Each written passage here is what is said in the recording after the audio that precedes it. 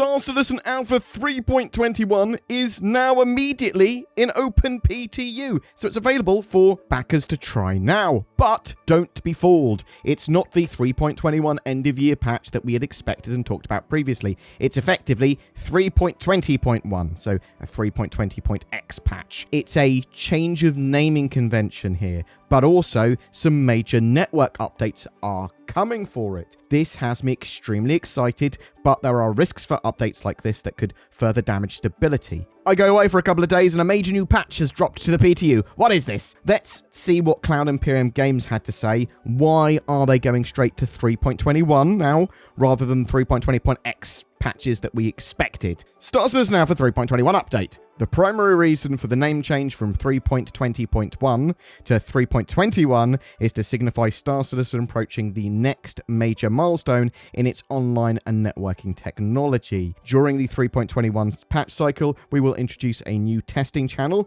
aimed at graduating new underlying technology. This new channel allows the dev teams to get players on a version of the game that matches the current live release in both content and features, but also introduces large tech changes that must be validated, graduated, and ultimately mission proven before making their way to a live release. The first project to enter this new technology preview channel is the Replication layer, which is a core networking part of server meshing infrastructure. In this update, the game's network replication and state are separated from the game server into its own space.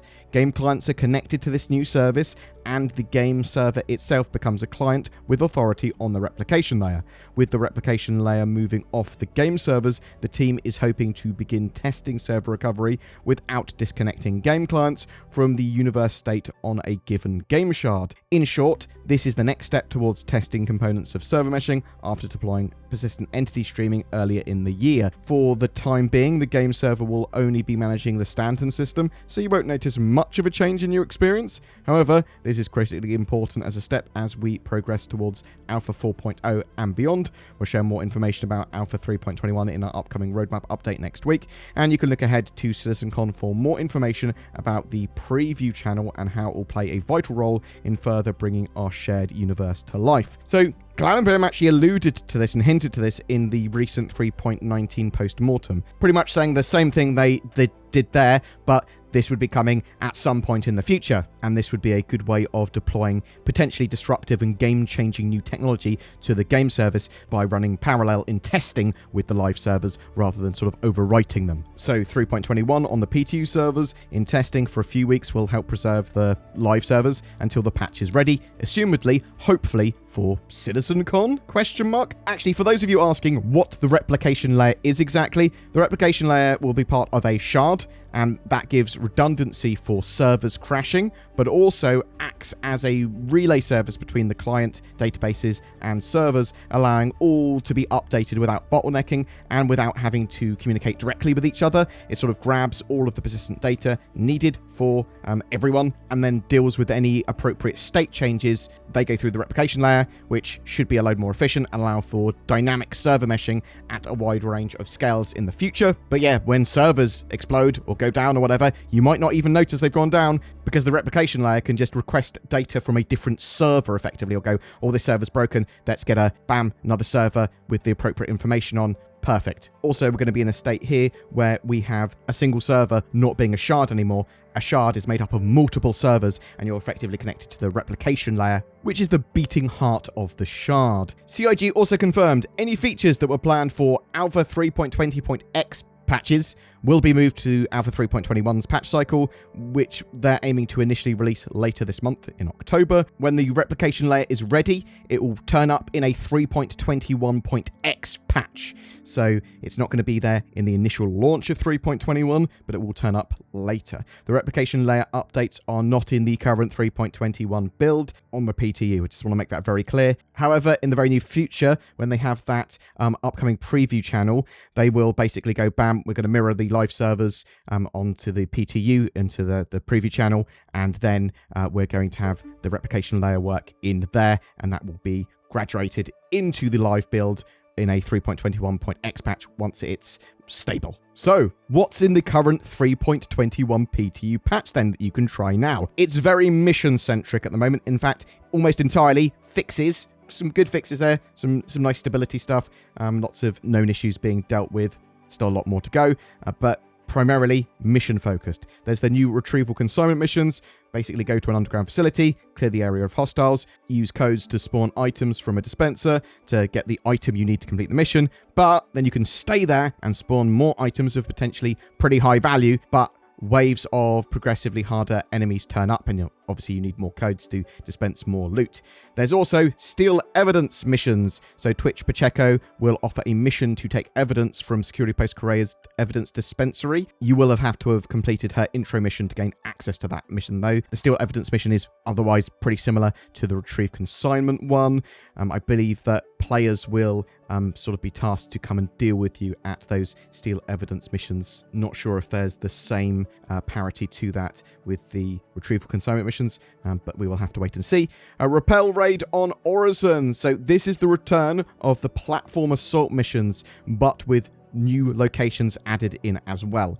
They are a mixture of bounty, assassinate, clear all, and other FPS-focused combat missions, clearing out structures that have been taken over by Ninetales pirates. And now, a load of those missions can happen without causing a bottleneck, because previously you could only have like a couple running or whatever. So you'll actually be able to participate and get these missions rather than just have to be really lucky.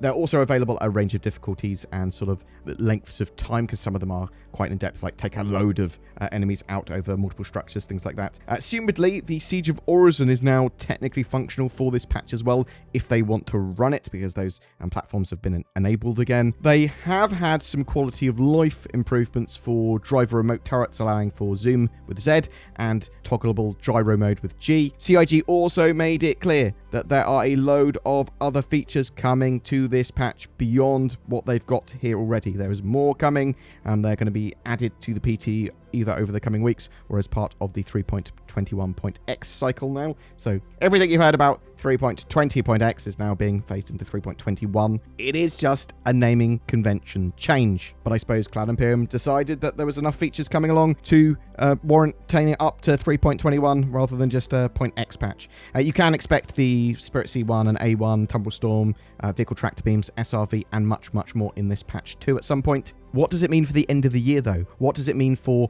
potential 4.0 and Pyro and server meshing testing and stuff like that by the end of the year? Well, it's possible. It could mean that the end of year patch that we have is a 3.21.x patch. It could mean that we have a 3.22. It could mean we have 4.0. We don't know yet. Hopefully, Cloud Imperium will share more in this week's roadmap update. But yeah, I'm really interested to know what you think. Are you excited for 3.21 and this patch cycle and the replication layer and all of this networking technology coming into the game that should make the game multiple steps closer to server meshing and actually being a true MMO and being a lot more stable and playable and getting closer to beta? Are you looking forward to playing in any of those missions? Have you been playing in 3.21 on the PTU? I mean, it is open PTU. What's your experience of it? Has it been hellishly buggy? Has it been fantastic? Are you looking forward to CitizenCon? Do you think the addition of the replication layer and stuff like that does actually warrant a patch name change? Whatever your thoughts, I'd love to hear from you in the comments below. Want some more immersion with Star Citizen? Then the Tobii Eye Tracker 5 is on sale until October 9th. This gives you native high-precision head and eye tracking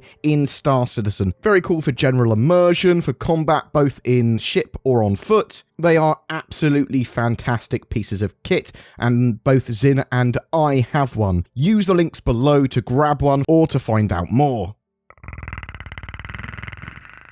What the hell are you? It's nordvpn.com/BoredGamer, enabling you to minimize your presence on the internet, almost like a cloaking device. It also allows you to hunt out the best TV and movies and shopping deals by changing your region. It prevents big internet from gathering and using your personal data. There's even a data breach scanner and meshnet for your own remote private network included. When Zin asked, what's the Predator movie got to do with NordVPN or CitizenCon or Star Citizen, I said, what's any of our NordVPN ads got to do with anything? Grab yourself NordVPN in the links below for a seamless, secure internet experience. Every month we have a Star Citizen ship giveaway. For October 2023, we are giving away a Constellation Phoenix. This luxury multi-crew ship can be used as a mission runner, an explorer, a base of operations, and more.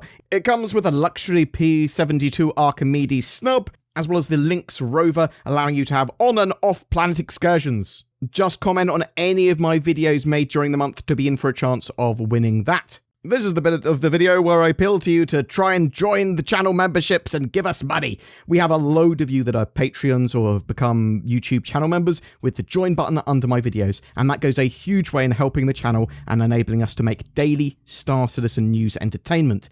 But there are a load of other ways to help us: liking, commenting, sharing these videos. That helps the channel grow. Thank you for watching to the end. Please get involved in the comment section, and I hope you have a great October.